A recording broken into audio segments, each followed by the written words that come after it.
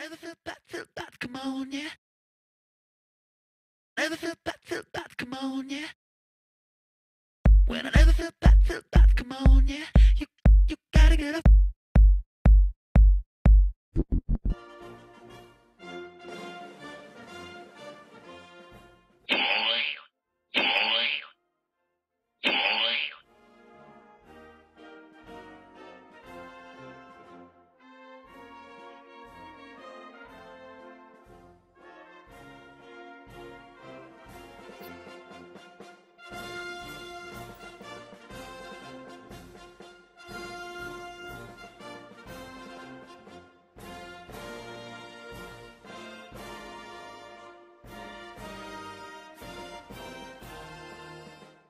This is known as the scorched earth policy, leaving nothing for the French army to use, no supplies. They will start to starve to death. Nobody can beat the Russian winter.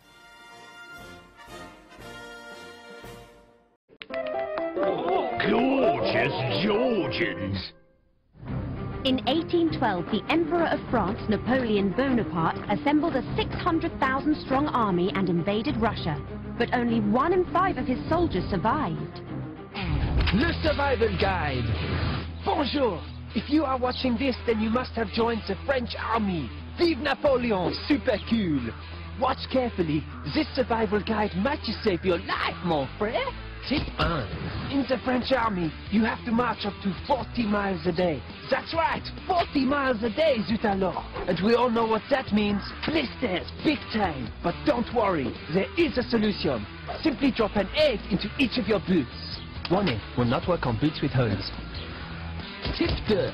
Food can run short, especially if you're on the long march through the miserable Russian winter. I wish I had not dropped those eggs into my boots now. I'm so hungry I could eat an horse. Well, that's good news, because that's what you will be eating. If a cavalry horse dies, you will have to eat it just to survive. Tip 3. In the smoke of battle, it is easy for the soldiers in the front ranks to be shot by the ranks behind them. 1/4 of all casualties in the French army are shot by their own side. Not cool. Aïe, aïe, aïe, mon derrière! Your best plan is to stand in the back row. Oh, now he tells me. Aïe, aïe, aïe. And finally, tip 4. If you want to guarantee your survival in the French army, simply pay someone to take your place. Et voila. Now, if anyone asks, your name is Benoit, you're 32 years old, and you're in charge. You never saw that, right?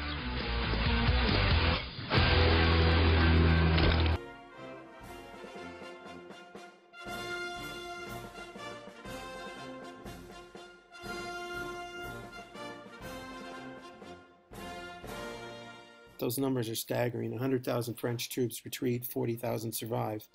You can do the math.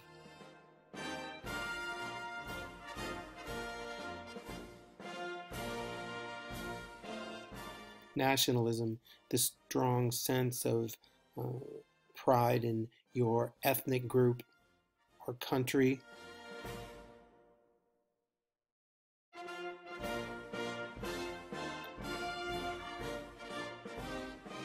Treaty of Fontainebleau, he'll be exiled to the island of Elba. 2 million francs a year. And Louis XVIII comes to the throne.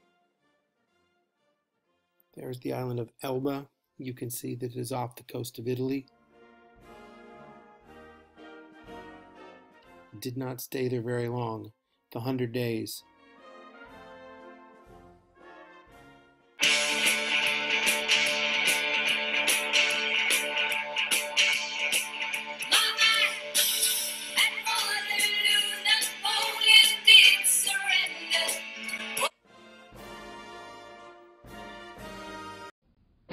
Horrible Histories Productions presents Napoleon's Final Battle, Waterloo. Starring Napoleon Bonaparte as the Emperor of France, the King of Italy, the Protector of the Rhine, and all the other things he called himself. What? I like titles. Waterloo, the story of how the little military genius from Corsica Listen to little, okay? I am actually average height for my era. took on the combined might of the British and Prussian forces. The Prussians have arrived? Well, no one told me. Witness for yourselves one of the bloodiest battles of the Napoleonic Wars. I wish I could. I cannot see a thing. And it is not because I am short. And learn for the very first time the real reason for Napoleon's defeat. General, what are your orders? I don't know. I can't see anything. Perhaps if His Excellency were to climb upon his horse, he might get a better view of the battlefield. I cannot. I can give you a bunk up if you... No, it is not because I am short. It is... Well, Piles? Piles of what? look, I have a problem with my bum bum. Very painful. If I sit on my horse, it will be agony. In fact, I think I am going to have a lie down. But sir, without your tactical brilliance, we will be easily defeated. The Prussians are attacking our rear. Must you mention rear? Waterloo, the story of how a great military leader's career came to an end, Oh, please don't mention ends. thanks to a sore bottom. And definitely do not mention bottoms. Coming to a muddy field near Brussels on Sunday the 18th of June 1815. How long is the film? About 3 hours. 3 hours? Yeah. I'm never going to be able to sit through that. Oh, the pains, the pains, the pains. His final exile on St. Helena, you can kind of see, you don't know where Angola is, but there's Angola and Namibia. You can kind of see the little box in the corner, the southern portion of Africa, so he is now very isolated.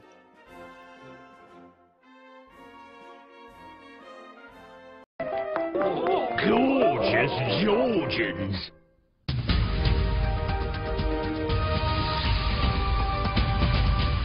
Hello and welcome to the news at When. When, during the reign of George III, when Britain, and indeed most of Europe, finds itself under threat from Napoleon Bonaparte, a brilliant if slightly power-crazed French emperor. Here with more details on this fascinating man is Bob Hale with the Napoleon Report. Bob. Thank you, Sam. Well, history is a set of lies that people have agreed upon. Who said that? Well, I did just then, but I was only quoting this chap. Yes, it's Napoleon Bonaparte, France's most famous general, who history has admittedly told a few porcupines about. For one thing, he wasn't that short. In fact, he was 1.7 meters tall, the same height as Tom Cruise. And he's not short, is he? So, talking of short, not that he was short, this is the short history of Napoleon Bonaparte, starting right here in Corsica, where in 1769 he makes his first important strategic move, being born. Then he makes another one, moving over here to France and training as an army officer. And as a soldier, he is revolutionary. A French revolutionary, in fact, as he helps to overthrow the monarchy and protect the new people's government, an act which wins him fame, wealth, influence, and helicopters, though possibly not the last one. In fact, by 1796, our little soldier boy, not that he's little, is placed in control of the entire French army, and that's the end of that. But not for long! With an entire army under his belt, though not literally, Napoleon sets about showing what he can do with it, invading Italy and Austria and attacking British trade routes over here in Egypt. A tactically brilliant plan which surprisingly falls short, not that he's short, leaving him without so much as a boat to sail home. Yeah, you can say R if you want, but it's up to you. But when he finally gets home to France, he has a nice surprise waiting for him. And no, it's not a helicopter. With the government bankrupt, if you can imagine such a thing, the people want someone else to run the country. And guess who gets the job? Napoleon! Yes, after a brief spell as governor, he declares himself Emperor of France, King of Italy, and Sultan of Swing, though not the last one. And how does he celebrate? Why, by having another war! And whilst he's utterly thrashed by Nelson's navy at the Battle of Trafalgar, he makes a cracking comeback, beating both Russia and Austria. And as a well-done present to himself, builds a huge Arch of Triumph. Can't remember what it's called. But he doesn't stop there. Oh no, he starts bringing even more countries into this new French Empire, which make lovely presents for the family. He gives Spain to his brother Joseph, makes his big brother Louis King of Holland, while his other brother Jerome gets his own piece of Prussia. Well, it makes a change from socks. In fact, there's just no stopping those Bonaparte boys, right up until the point when someone stops those Bonaparte boys. Yes, it turns out that the countries of Europe don't much like being conquered, so they start a war against Napoleon, and this time he really gets caught short. Not that he's short. He loses the war, gets captured, and knowing that the game's up, tries to poison himself to death. But his plan hits a hiccup when the poison gives him hiccups, and he just vomits it all back up again. So the Allies kick him off the throne, exile him to the tiny island of Elba, and presumably clean up the vomit. And that is the end of that. But not for for long, and I mean really, not for long. Within just 100 days, Napoleon escapes from the island, gets back to France, raises an army, and yep, you've guessed it, starts another war. He strikes back against Europe, facing the Duke of Wellington at Waterloo, a battle which perhaps unsurprisingly proves to be his Waterloo. Yes, he gets his little pants thrashed off, not that he's little, and is made to live out the rest of his life on St. Helena, an island even smaller than Elba. Well, how small is it? Well, I'll tell you. If that's Elba, then that's St. Helena, then that's the scale. There's a football pitch, that's a London bus, that's Napoleon, that's Tom Cruise, that's a sheep, that's a dog, that's a cat, that's a mouse, that's a spider, that's a baby spider, that's an atom, and that's how much energy I've got left after explaining all of that to you. Oh, honestly, I just... Oh, yeah. Why on earth do I do these standing up? Oh, back to you, Sam. Oh. In 1805, the French army under Napoleon were the dominant land power.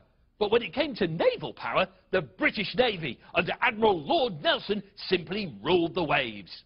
Anchors away, boys!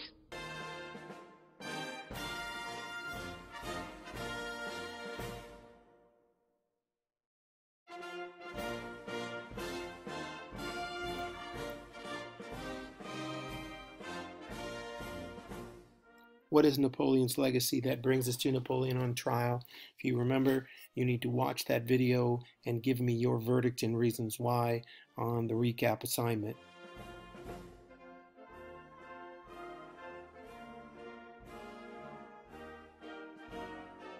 So here's what it looked like pretty much at the height of Napoleon's power. After the Congress of Vienna, they put Europe back together using a couple of major principles.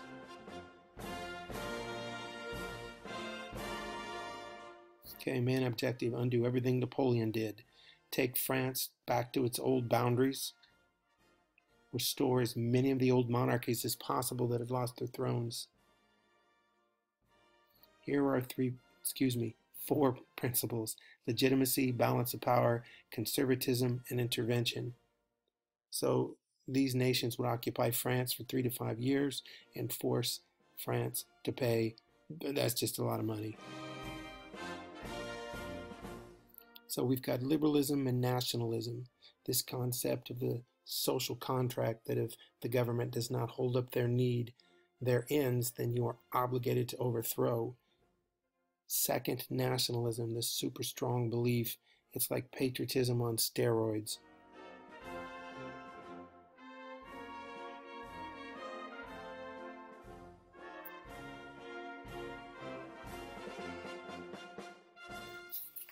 So they're not what we would today consider liberal in the fact that they're just going to let property owners vote, but you got to start somewhere. So here we're looking at the left and the right, and we'll get more into the political spectrum later, but you can see the duality or the differences between the two positions.